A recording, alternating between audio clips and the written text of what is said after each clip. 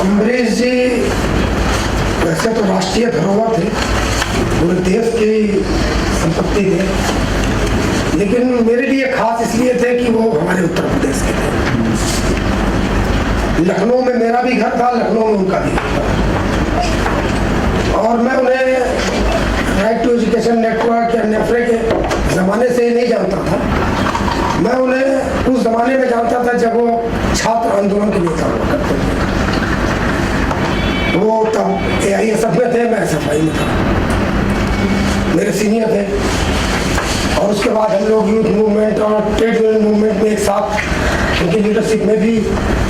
Collective leadership में भी काम किया। मैं दरअसल शिक्षा का आदमी था नहीं कभी। शिक्षा का आदमी या कार्यकर्ता बनाने में जिन दो शख्स की बड़ी भूमिका थी, उसमें सबसे पहला नाम डॉक्टर विनोद रैना जी का है। तब मैं भारत ज्ञान विज्ञान समिति में काम करता था, और विनोद जी के नेतृत्व में हम पूरे देश में शिक्षा के आंदोलन के लिए,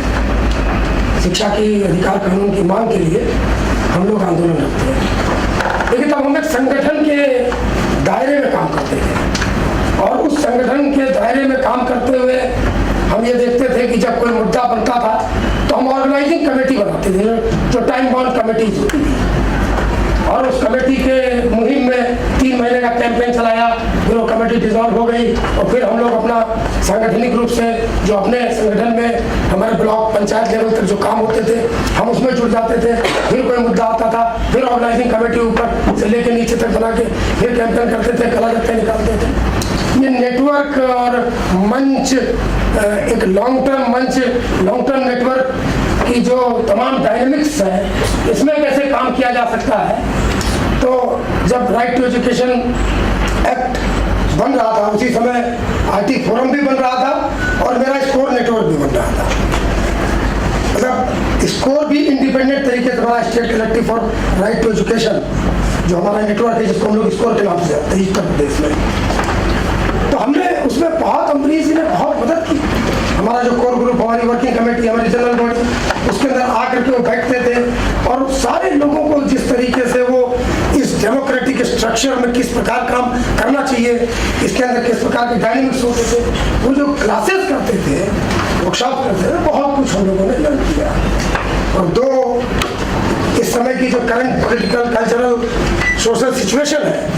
ऐसे में जिन शिक्षा के अधिकार कानून के जिस तरीके की छेड़छाड़, जिस तरीके की उपेक्षा बढ़ गई है आज के कॉन्टेक्स्ट में, खास करंट कॉन्टेक्स्ट में, जिन दो शख्स की सबसे ज्यादा जरूरत थी इस पूरे देश के शिक्षा आंदोलन कार्यकर्ताओं को, वो दोनों अजीम शख्स हमारे बीच में नहीं है।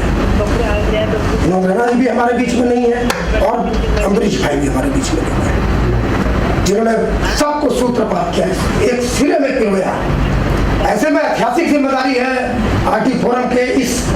समूह की, इस पूरे देश में फैले हुए तमाम कार्यकर्ताओं की, या दूसरे संगठनों की भी, जो लोग शिक्षा के आंदोलन को जीवित और जीवंत रखना चाहते हैं। ऐतिहासिक जिम्मेदारी है कि वो इस पूरे मुहिम को किस ताकत और शिद्दत के साथ इसके ब्रॉडर कॉन्सेप्ट में लेते हुए, जो चुनौती करंट है और जो आने वाले दिनों में और तीव्र गति से आने वाली है, जिसकी की कल्पना हम नहीं कर सकते, उसका मुकाबला करने के लिए मुझे लगता है कि बहुत ताकत के साथ और बहुत